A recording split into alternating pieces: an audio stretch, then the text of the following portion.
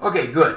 So I liked I appreciate your book, and I also Thank you appreciate so much. what you're doing. Thank you. I do a lot of stuff in Hungary, and it's very frustrating, kind of discouraging. If you're Yeah, what working is in happening Hungary. here? Yeah, and I also follow your work, and I really amazed what you are doing. It's really important. Okay, good.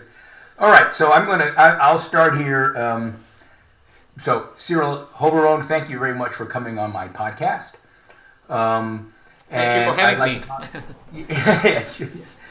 Maybe just say a little bit. So my listeners, I think, are not familiar with Ukraine and not familiar with Orthodoxy and so forth. So maybe just start by saying a little bit about, introduce yourself a little bit in your background. Right, right. Yes. So my background is Ukrainian. I was born in Ukraine.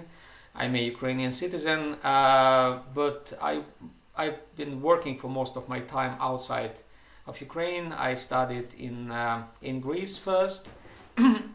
I studied theology. Then I did my PhD in Durham in the UK. Then I worked for quite a long in Moscow, in the Moscow Patriarchate, in different administrative structures of the Russian Orthodox Church. I worked in the Department for External Church Relations, in the Educational Committee of the Russian Church. Then I also I worked for a short while in Ukraine as a head of the External Department of the Ukrainian Orthodox Church, which is the largest church in Ukraine. Then I pursued an academic career. So I went to Yale and I spent some time as a research fellow at Yale University. I also spent some time as a fellow at Columbia University. I taught several years and directed an ecumenical institute at Loyola Marymount University in Los Angeles. My last stopover in my career, so to say, was and continues to be the University College Stockholm, also known as the Theological School of Stockholm. So my field, my prime field is patristics. It's about the teaching of the fathers of the church, those Christian authors who lived in the past. But also I somehow moved to the field of political theology, public theology. Well, my interest in this field was triggered by the developments in Ukraine, in my country, and its relationship with Russia. And indeed, I think that one can hardly understand what is going on in the relations between Russia and Ukraine nowadays, including the war, without taking into consideration religion. Because, well, religion after the collapse of the Soviet Union, which was officially an atheistic state, there are some states where religion is established, which are, officially religious, so to say. The Soviet Union was the officially non-religious state, an atheistic state. So after the collapse of this regime, religion resurfaced and re-emerged to the public square in Russia and Ukraine, something that some scholars have called, including people like Jürgen Habermas in Germany, have called post-secularity. Well, not everyone agrees with this term, because some people say that in some places like the United States, secularity never took hold, therefore there is no post-secularity, for instance, in the United States. But in the post-communist countries, it was certainly the case that there was an officially enforced state-enforced secularism, which collapsed, and then the era of post-secularism came. Religion occupies a significant, I would say, a central part in the public square in Russia, at least in the political discourses in Russia. It does not necessarily translate to the numbers of churchgoers. Those numbers are still very low, and according to different measurements, sociological measurements, it does not exceed, one-digit numbers in Russia. In Ukraine, it's much better. There are more churchgoers, and the church as religion plays a very important also role in the private lives of people, and also in the public square. The difference. So let me just because I think I'm based in Texas, and they won't. My listeners may not know, even really understand. Certainly, the students I teach won't understand. Was sort of in Russia and Ukraine, you have Orthodoxy. Maybe we can just talk a little bit, explain that to people who don't even really know very much about Eastern Orthodoxy. But you're also a priest, right? Yes. In which church are you a priest in? Well, Moscow Patriarchate, Russian Orthodox Church. Moscow Patriarchate. Yeah. Okay. So just maybe if you were just explaining to somebody who doesn't know anything or knows hardly anything other than maybe seeing a few pictures of the character of Eastern Orthodoxy, how would you describe that? Well, that is the cradle of Christianity, the East. That's where Christianity was born, and where it took its shape as we know it, nowadays. The East was a kind of dominant region for the development of Christianity during the first Christian millennium. Then the East was occupied by what the scholars call Byzantium, which was not exactly Byzantium, it was a Roman Empire. The Roman Empire that survived the sack of Rome in the beginning of the 5th century. As you know, Rome fell to what they called barbarians. Some people nowadays call it, the great immigration that happened at the time. Which is probably a more correct description of what happened. Those barbarians are probably my ancestors. Huns. Yeah, right. Anyway. Right. It's certainly it's a very pejorative term for the barbarians. Well, they established their own states, as you know, in the Christian West, and new states emerged out of those barbarians, so to say. Peoples, but in the East, the Roman Empire continued to exist and shaped Christian traditions there. Also, the Christian traditions in the East were shaped by the dominance of Islam. After Islam emerged in the beginning of the 7th century, vast territories of the East were occupied by Muslim caliphate, essentially, and Christianity.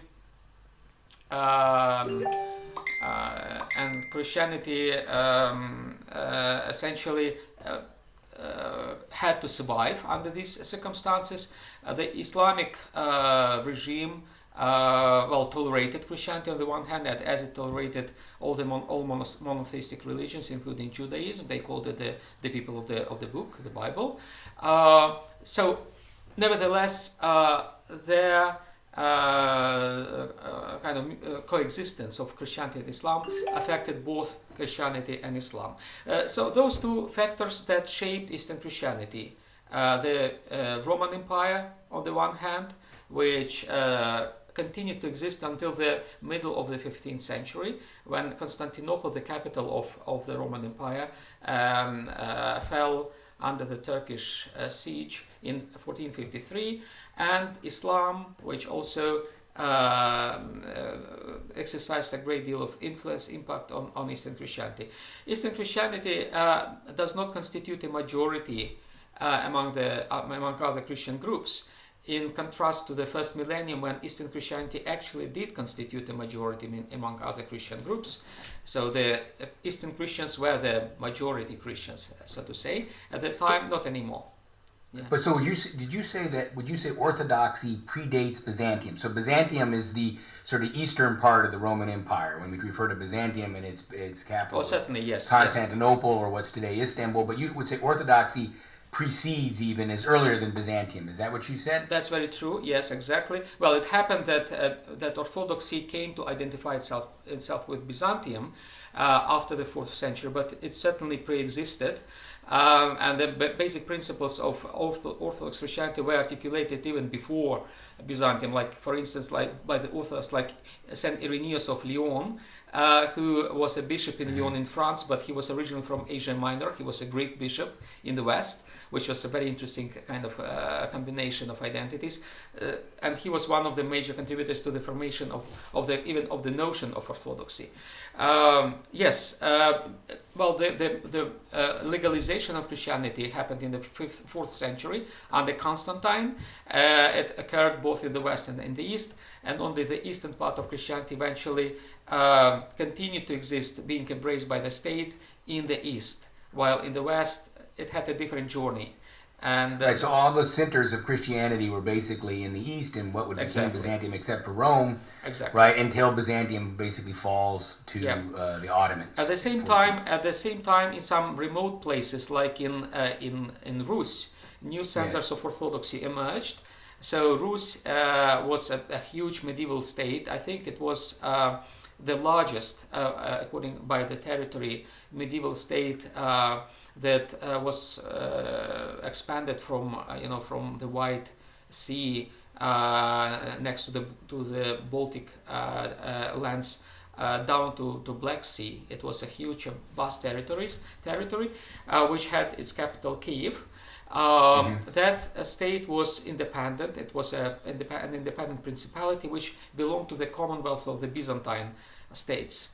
So Byzantium was a very skillful, diplomatic entity, and it managed to, to earn a lot of allies, including the state of Kiev, Rus, and the people of Rus also received their baptism from Constantinople, and gradually they, evolved into into an important entity. When Byzantium fell, a part of the state happened also to be under the control of the Mongol Empire, another great, huge empire of the Middle Ages. So the Mongols destroyed Kiev in the middle of the 13th century. Then what used to be the Kievan Rus was separated into two parts. One part belonged to the Commonwealth of the Polish and Lithuanian state, the so-called Rzeczpospolita Republic of Poland and Lithuania. Another part belonged to the Mongol state. So when Byzantium fell, a small principality on the territories controlled by the Mongol Empire, which became known as Moscow, emerged as a leading power and gradually received a momentum for development, conquered neighbor principalities, and shaped its own statehood, which became known as Russia nowadays. But it was not called Russia essentially before the 18th century. Before that, it was called Muscovy, Moscow state. Yeah. Okay, good. So Kiev was the capital of Rus, Yes, right? And exactly. Kiev now is the capital of Ukraine. Exactly. And so when Byzantium fell, then Rus sort of broke up, and Poland, or whatever it was called, the Kingdom of Poland, got part of Rus, and then the Mongols, who were ruling in Russia, or what we call Russia, got sort of the other part. And okay, so that's kind of the ancient history, but that's it good affects to know. the present history, because at that time there were two Ruses, as it were, the Mongolian Rus with the center of Moscow, and the Lithuanian Rus with the center. Well, it floated. Yes. And it continues to be essentially the situation that we have now. It's in some senses the same. We still have two Ruses. One is very Asian, kind of oriented to China. By the way, at that time, in the Middle Ages, Moscow was through a chain of master states, was a part of the Chinese Empire, quite surprisingly. Right. And nowadays, we still have the same kind of division, both politically and mentally. That Ukraine, which represents this kind of Lithuanian Rus, as it were, which tends to be closer to the Western democracies, including Poland and Lithuania. That's why we have Lithuania as our best friend, on the modern scene, political scene, and it has, ancient historical roots. Okay, good. So let's talk about what's going on in Ukraine today or in recent times. Okay, so just maybe describe how you see it, the sort of political situation in Ukraine. I'm sure that the war will be figuring that, but just what's the situation in Ukraine today? Well, yes.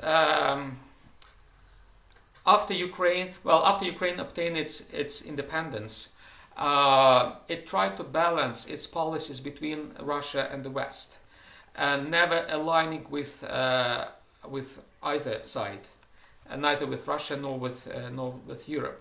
At the same time, it developed a political system which was relying to a great extent on corruption, I would say, and it was in a kind of limbo.